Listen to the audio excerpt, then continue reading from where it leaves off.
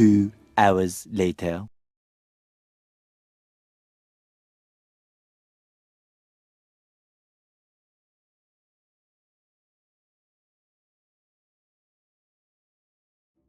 Nih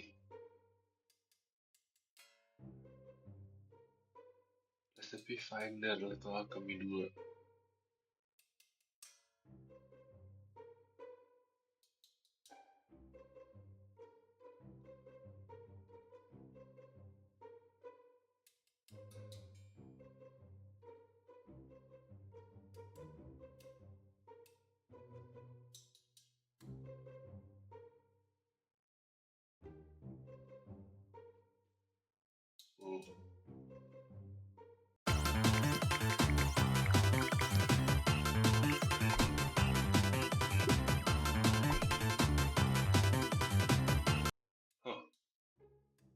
Keren juga.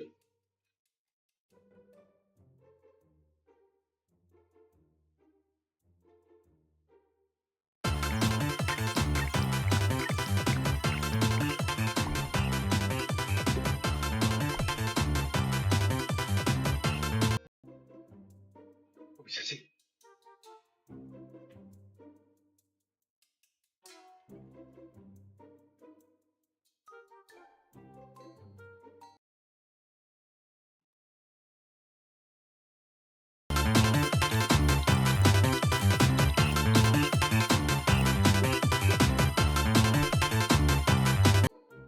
Bener lagi. Itu padahal banyak banget elemennya, kok bisa ditemuin aja resepnya.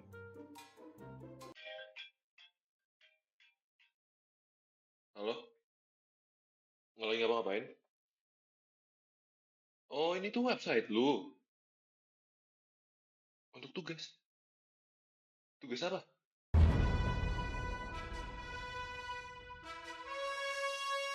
Oke, langsung saja kita membahas tentang penelusuran graf pertama, yaitu BFS. Jadi ini adalah pohon dari roket, dan kita akan mulai dari node targetnya itu roket. Ini akan dijadikan node current, dan dari sini kita akan mencari bahan yang diperlukan untuk membuat roket. Karena kita sudah memiliki datanya, kita tahu bahwa atmosfer dan metal itu salah satu resepi dari roket. Nah, setelah itu, setelah mendapatkan bahan, dia akan menjadikan node ini, kedua ini menjadi node current. Dan seperti sebelumnya, dia akan mencari bahan dari masing-masing elemen terus-terusan. Dan proses ini akan berakhir ketika elemen bahannya itu adalah base. Kalau sudah base, dia tidak akan membagi lagi. Nah, itu simpelnya. Sekarang untuk programnya seperti ini. Ini adalah inisialisasi dari variabel yang dibutuhkan. Dan yang terpenting adalah Q. Q ini digunakan untuk menentukan prioritas elemen, yaitu sesuai dengan tingkatan dari pohon. Selanjutnya adalah loop untuk current. Dia akan mengecek kalau elemen ini sudah leaf atau base elemen atau belum. Kalau belum, dia akan lanjut. Dan yang terpenting adalah loop ini, yaitu dia akan mengecek bahan dari elemen tersebut. Kalau bahannya relevan, dan bahan juga harus memiliki tier lebih rendah dari item.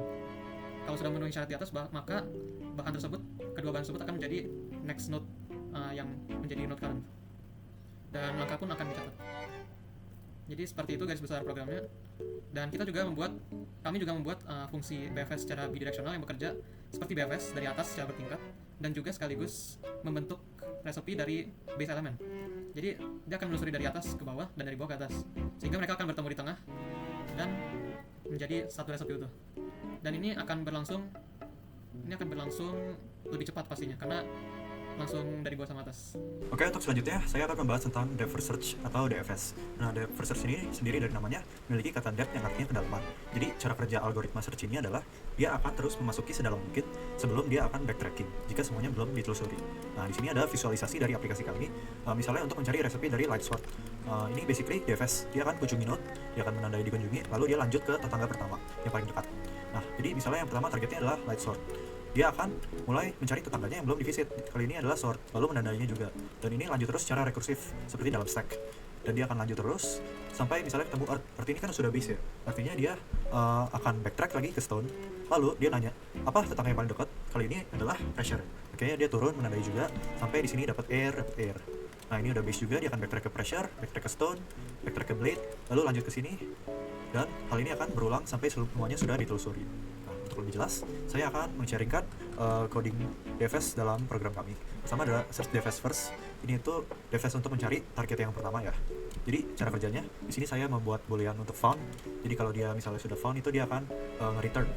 Dan found ini ditandai dengan fungsi isLeaf. isLeaf ini itu benar-benar mengecek kalau semua elemen itu benar-benar sudah base atau leaf. Dan dari program kami itu cara kerjanya mulai node-nya itu dari needed. Needed itu adalah dari targetnya ya. Jadi needed itu istilahnya yang sekarang ingin dibuat gitu loh. Jadi dia mulai dari target. Nah, target ini akan dicek apakah sudah visited, dan kalau sudah visited dia akan return, kalau belum dia akan dibuat sebagai visited. Nah, kali ini misalnya lightsaber ditandai sebagai visited. Nah, setelah itu dia akan cek isLeaf kan belum ya. Habis itu dia akan traversal dalam seluruh graph dan mencari elemen yang relevan. Dan kali ini anak-anaknya ada 2 kan ya. Nah, di sini dia akan mengclone, lalu dia akan mendelete lightsaber tersebut dan menggantikan dia dengan anak-anaknya yang dua itu. Jadi yang sekarang tuh needednya adalah kedua anak dari lightsaber tersebut. Nah, lalu dia akan menyimpan new step dan new path, dan setelah itu DFS ini akan dijalankan secara rekursif dengan new path tersebut. Nah, ini akan dijalankan sampai benar-benar semua elemennya itu merupakan isLeaf dan akan dikembalikan recipe path-nya. Setelah itu yang ini ada untuk search DFS multiple. Cara kerjanya relatif sama sih, cuman mungkin bedanya dari cara dia menyimpannya. Di sini sama-sama mulai dari target dan ada function DFS-nya juga. Bedanya kalau misalnya dia isLeaf, dia akan menambahkan resepinya ke dalam results, jadi nggak langsung di return kayak yang single recipe ya. Jadi dia akan append ke results, dan ini akan selesai pada kondisi yang ini nih. Jadi ada max resepinya kan, jadi dia dibatasi kalau resultnya itu masih belum nyampe max resepinya dia akan tetap lanjut, dan kalau sudah dia akan end. Dan ini semua akan end juga saat wait groupnya sudah selesai. Jika wait groupnya sudah selesai, maka menandakan seluruhnya sudah selesai. Untuk proses yang ini relatif sama, dia akan menggantikan IDT dengan yang selanjutnya, dan rekursif untuk path yang baru itu. Jadi itu cara kerja DFS secara keseluruhan. Terima kasih.